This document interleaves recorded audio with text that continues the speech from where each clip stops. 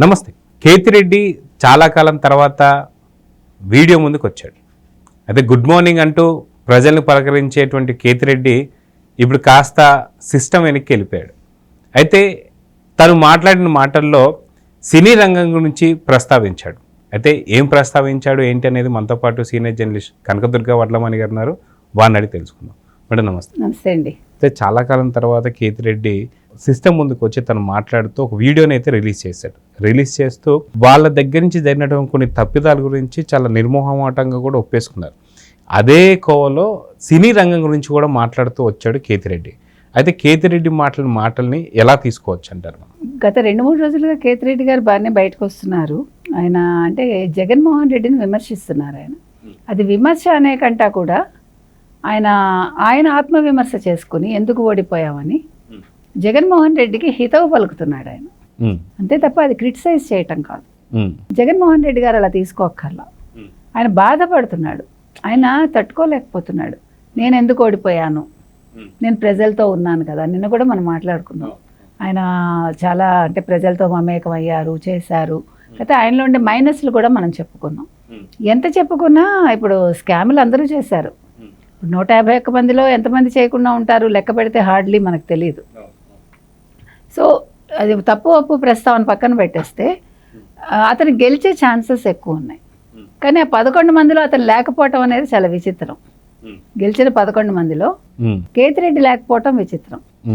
అంటే దానికి రీజను ఈసారి రాయలసీమ ప్రజలు ఏమైనా అట్లా డెసిషన్ తీసుకున్నారా, అసలు వైసీపీకి ఇవ్వద్దని, ఆ వేవ్లో ఈయన కొట్టుకుపోయాడా అనేది కూడా మనం ఆలోచించాలి. లేకపోతే కేతిరెడ్డి కొద్దో గొప్ప డెఫినెట్గా గెలిచే అవకాశం అయితే ఉండింది.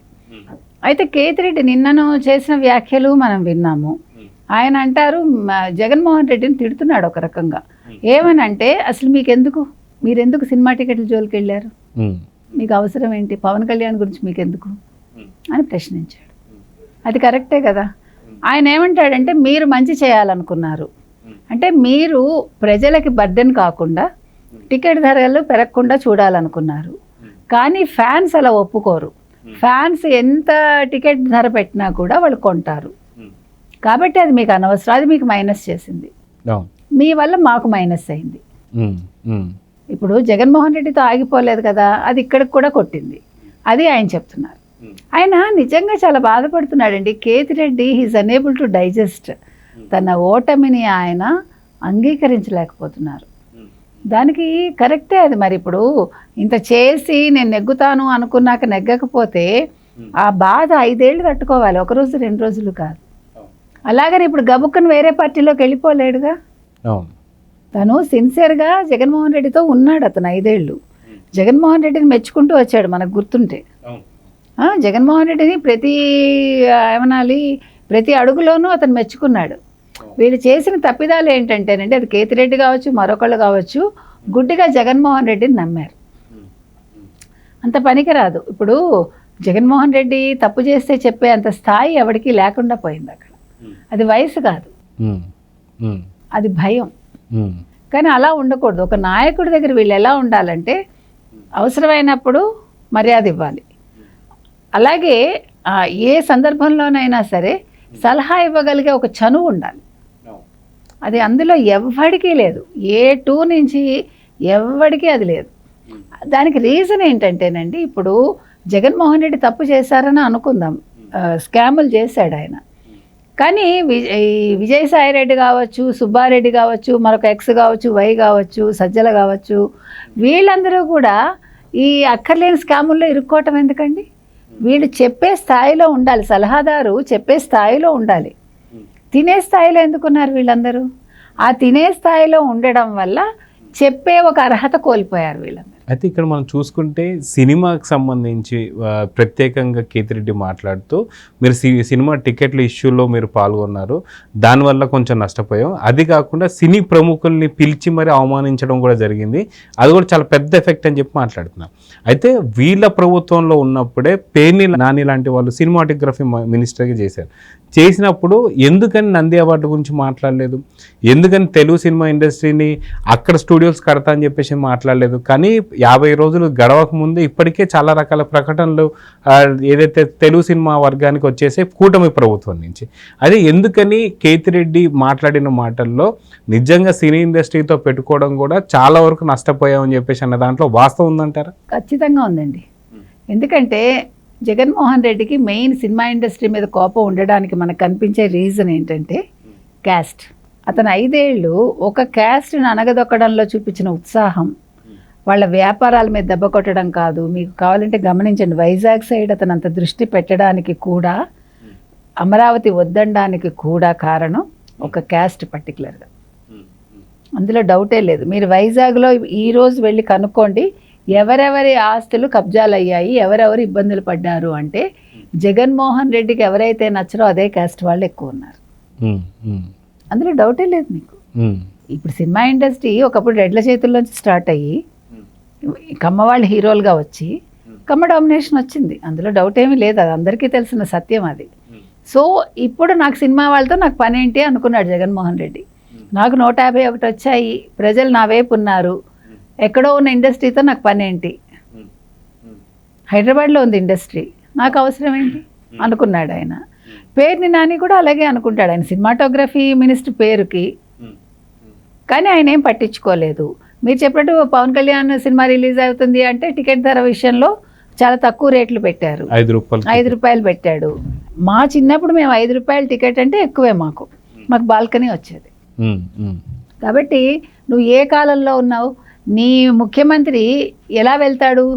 హెలికాప్టర్లో వెళ్తాడు. ఒక 7 కిలోమీటర్ల దూరానికి హెలికాప్టర్లో వెళ్తాడు నీ ముఖ్యమంత్రి. కానీ ప్రజలు అంటే ఈ సినిమా చేసిన హీరో లేకపోతే దర్శకుడు లేకపోతే నిర్మాత మాత్రం వాళ్ళు మట్టి కొట్టుకుపోవాలి. 5 రూపాయలు నువ్వు టికెట్ పెడితే వాళ్ళకి ఏమొస్తాయి డబ్బులు? ఇప్పుడు కాస్ట్ ఆఫ్ ఇది ఎంత ఉంది? ఒక సినిమా తీయాలంటే ఎంత కాస్ట్ అవుతుంది అంటే నీకు తెలియక కాదు, తెలిసి చేసావు. అంటే వాళ్ళ ఆర్థిక మూలాల మీద దెబ్బ కొట్టాలనే ఒక దురుద్దేశంతో ఇటువంటి నిర్ణయాలు తీసుకున్నావు.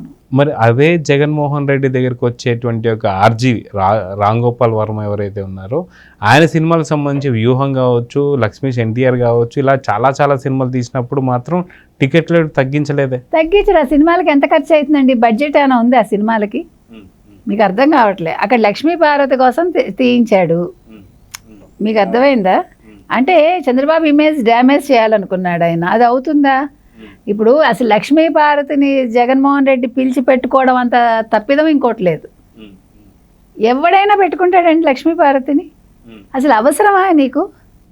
ఒక ఎన్టీ రామారావు గారు లాంటి ఒక మహా వ్యక్తికి భార్య అయిన ఆవిడ చక్కగా ఇంట్లో కూర్చుని పుస్తకాలు రాసుకుని పుస్తకాలు చదువుకోక ఇలా పనికిమాలిన రాజకీయాలు చేస్తుంటే నువ్వు తగుదనమ్మా అని తీసుకెళ్ళి పెట్టుకుని దానికోసం మళ్ళీ ఈ ఆర్జీవీ లాంటి వాళ్ళని పెట్టి సినిమాలు తీసి పనికిమాలిన సినిమాలు. ఆయన బూత్ సినిమాలకి ఇప్పుడు పనికొస్తున్నాడు, రాజకీయాలకు పనికొస్తాడు. రాజకీయ సినిమాలకు ఆయన పనికొస్తాడా? మొన్న కూడా స్టేట్మెంట్ ఇచ్చాడు కానీ ఇంక మీద రాజకీయ సినిమాలు చేయనని. అంటే ఆయన ఏంటో ఆయనకు అర్థమైందమ్మా ఇప్పటికీ, అది జగన్మోహన్ రెడ్డికి అర్థం కాల. లేకపోతే పనికిమాల సినిమాలు ఏంటి, దానికి ఒక టికెట్ రేట్ ఏంటి, అసలు దాని గురించి మన డిస్కషన్ కూడా అనవసరం అండి. కాకపోతే ఏంటంటే జగన్మోహన్ రెడ్డి మీరు చెప్పినట్టు చిరంజీవి వాళ్ళు వచ్చినప్పుడు చాలా అవమానించాడు ఆయన, తప్పది. తర్వాత ఈ పవన్ కళ్యాణ్ టికెట్ల విషయమే కాదు, తర్వాత కూడా చాలా టికెట్ల విషయంలో తప్పు చేశాడు. కేతిరెడ్డి అన్నాడు, నేను కల్కి సినిమా చూశాను, ఇంకోటి మహారాజా సినిమా చూశాను, చాలా బాగున్నాయని చెప్పాడు. సో కేతిరెడ్డి ఒక విమర్శతో కూడిన ఒక విశ్లేషణ చేస్తున్నాడు. అంటే ఆయన వాస్తవాలు ఒక్కొక్కటి తరచి చూసుకుని ఎక్కడ తప్పు జరిగింది, ఎందుకు మనం ఓడిపోయాము, అంటే ఎందుకు జగన్మోహన్ రెడ్డికి 11 వచ్చాయి, ఆ విషయంలో మంచి విశ్లేషణ చేస్తున్నారు ఆయన. అది మనం మెచ్చుకోవాలి. సరే తను ఓడిపోయారు ఎలాగానో, దానికి వేవ్లో కొట్టుకుపోయాడు ఆయన, దానికి ఎవరు ఏం చేయలేరు. కానీ ఇవన్నీ కూడా జగన్మోహన్ రెడ్డికి ఒక మంచి గుణపాఠాలు కావాలి, అవి ఆయన గుర్తుపెట్టుకోవాలి. అసలు ఎందుకు జరిగింది?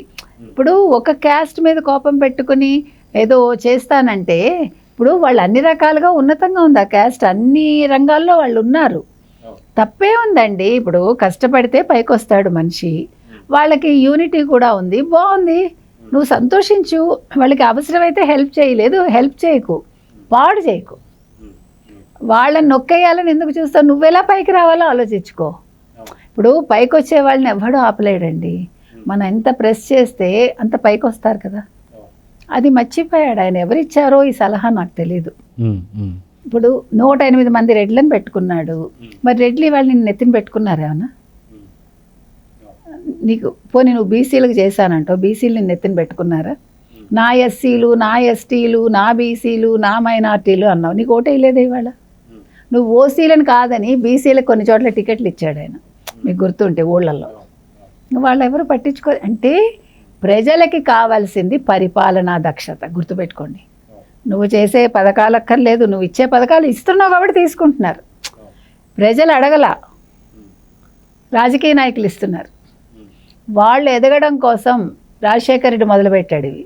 కాబట్టి ₹2 బియ్యం ఇవ్వడం వేరు, ఈ పథకాలు వేరు.